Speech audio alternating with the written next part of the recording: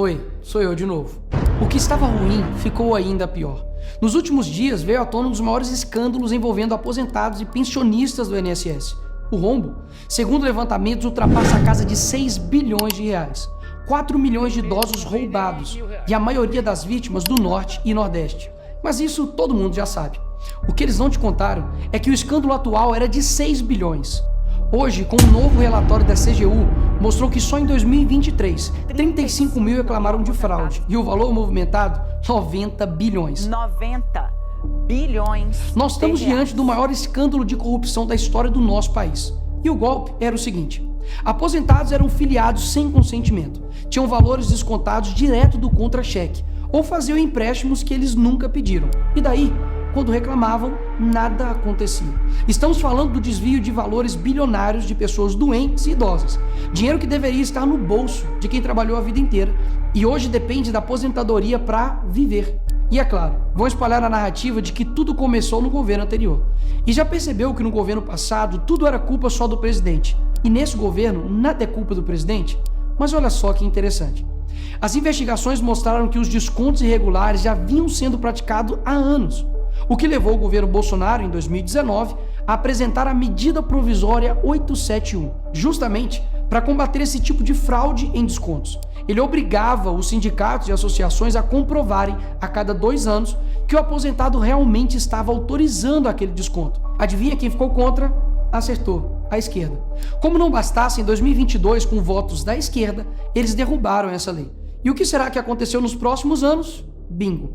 Foi exatamente depois de derrubar esse mecanismo de proteção contra as fraudes que houve esse aumento absurdo de descontos indevidos. Ou no português claro, aumento absurdo de roubo contra idosos. Desenhando porque eu sei que tem gente que só entende assim. 2019, Bolsonaro faz lei para proteger esses idosos de fraudes. 2022, esquerda derruba essa lei no Congresso. 2023 e 2024, explosão de fraudes. E ainda tem gente surpresa com isso.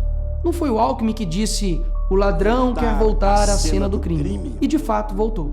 Desde o início do governo Lula, representantes dos ministérios da Previdência participaram de pelo menos 15 reuniões com entidades que hoje estão sendo investigadas. Inclusive, o próprio ministro, Carlos Lupe, e o ex-presidente do INSS, Alessandro Stefanuto, estiveram em 8 dessas reuniões. A entidade que mais participou dos encontros com os ministros foi a CONTAG, justamente a organização que mais roubou o dinheiro dos aposentados.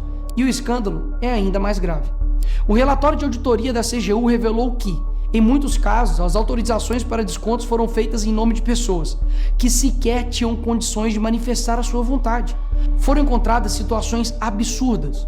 Pessoas com deficiência grave, impossibilitadas de assinar qualquer documento, indígenas que vivem em aldeias remotas e não sabem ler ou escrever, e até aposentados que nem moram no Brasil. Roubar alguém já é terrível, mas roubar pessoas nessa situação é ter a certeza de que nada vai acontecer com você.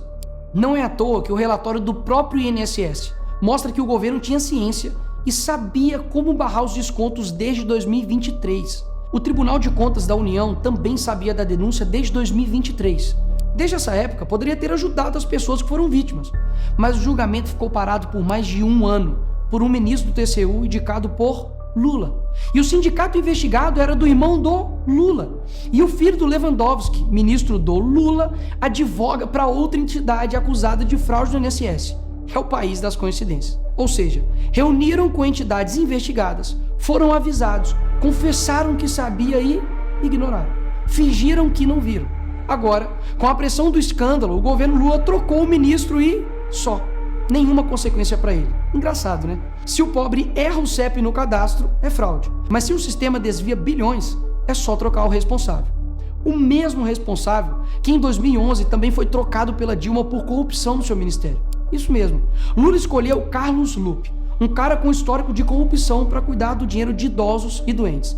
E depois de 14 anos ele volta e cai de novo da mesma forma. Tudo isso está acontecendo e sabe qual é a solução do governo?